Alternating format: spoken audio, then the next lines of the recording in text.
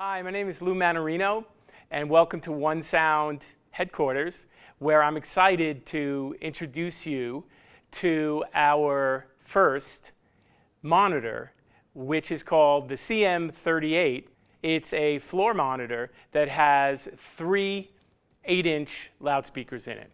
What makes this loudspeaker so exciting for me to have developed over a 40-year career of wanting very specific things out of a monitor, to have the research and development to bring this to market is incredibly exciting. So what about this speaker is unique or special?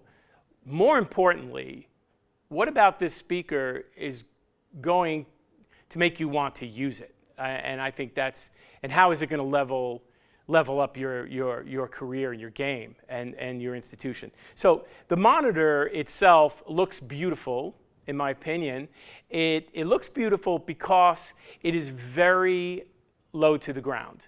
You know, working with the New York Philharmonic, there was always a big challenge for the artists. Both the artists for me were the Philharmonic and any visiting singer. What would happen when they would go live at Lincoln Center or we would do a Broadway show at the Philharmonic is they needed to see the girls' shoes. And big wedges in front of the stage on TV, as we all know, is a compromise. And so this monitor is as loud as a normal-sized wedge, which would come off the ground almost a foot and a half. So this comes off the ground 7 or 8 inches. And so now that's the first quality characteristic, is that it shows more of what people want to see and less about the technology in the shot. Secondly, the monitor or the challenge on any stage is the pollution a monitor brings to both the artists that are not in front of the speaker or the audience that's behind the speaker. So the criteria or objective we set out was to make it cardioid in a passive way, so it doesn't need an additional amp channel to be cardioid.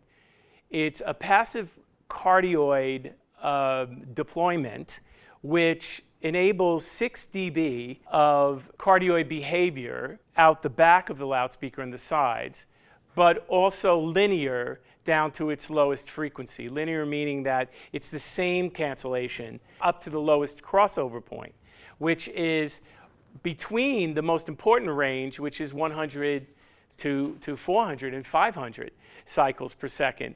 That is the reverberance that often off-axis sound that pollutes a stage environment. So that 6 dB less pollution is really quite significant. And again, take in mind that this is still a stage monitor. You can stand on it, jump on it, and it will perform at high SBL levels, over 130 dB. That's the two characteristics or the objectives that we set out. But the third one, I think, is the most significant. We created the delivery of the high frequency comes from a coaxial 8-inch driver and with a very high crossover point. And then the horn has even a higher crossover point because it's a 3-way box. So what happens is the horn that we developed in the coaxial 8 is a progressive horn, similarly to the way glasses would work, but actually in an opposite way. So when I look down in these glasses, progressive, I have less prescription or a wider field of vision in a sense. And then when I look out, I can see clearer further away. The horn does the exact same thing, but delivers it upside down.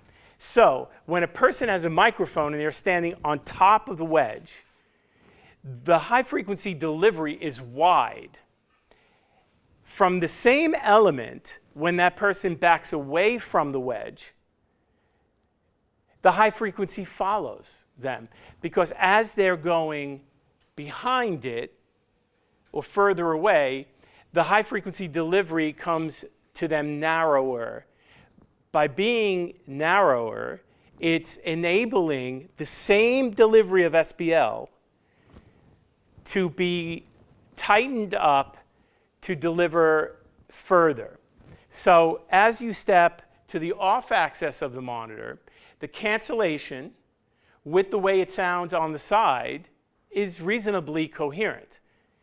As you go back further, 10 feet, 15 feet even, the monitor sounds softer like it would normally sound out of a point source, but the high frequency stays with you and goes down similarly in 3 dB down per doubling of distance algorithm. So now you have to think about that for a second.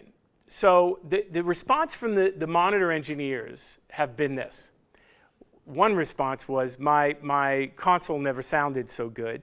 That was an interesting quote. A second quote was, I didn't have to fight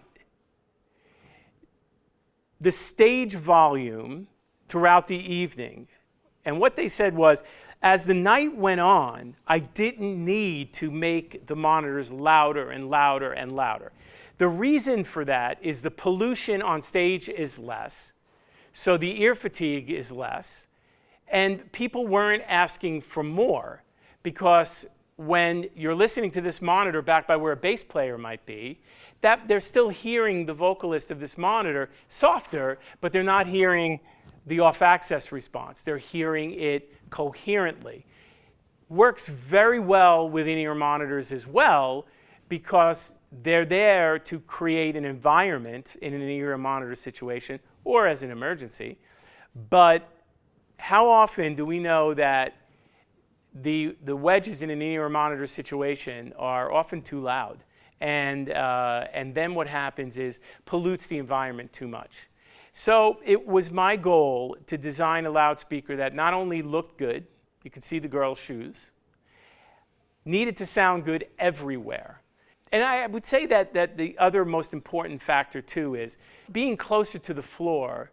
We're using the side double eights to enhance the bass response by coupling more with the floor. So the lower we have the drivers to the floor, that's a more specific amount of frequencies that are enabling to be coupled to that boundary.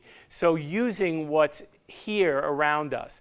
All these characteristics, in my opinion, and I believe other monitor engineers' opinions, because we're getting feedback every day, this is significant in a change or a tool. It's very significant. You can recess them in the stage and don't have to go as deep because of the way the deployment is. You can be on top of them. You can be far away from them. You don't need to tilt it. That's really important because of the look. They come in all shades of colors. They come in all different types of fabrics. And there are people now ordering them in those colors to match their stage floors. I will say that coming out shortly is a baby brother to the CM38, which will be called the 35. It's based on a 555 idea with, there's actually 6 5s in the monitor. And that is, should be out in a few months from now.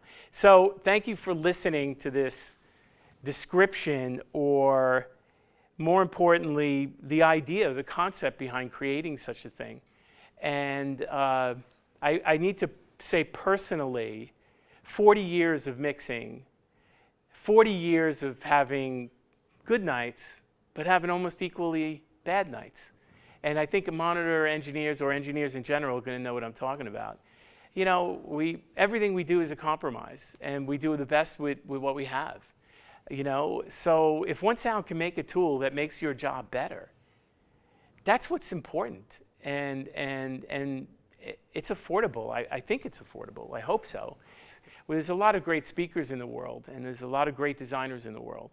But this one is personal. It comes out of 40 years of both making mistakes and having successes in my career. So thank you again for listening, and over and out from One Sound HQ.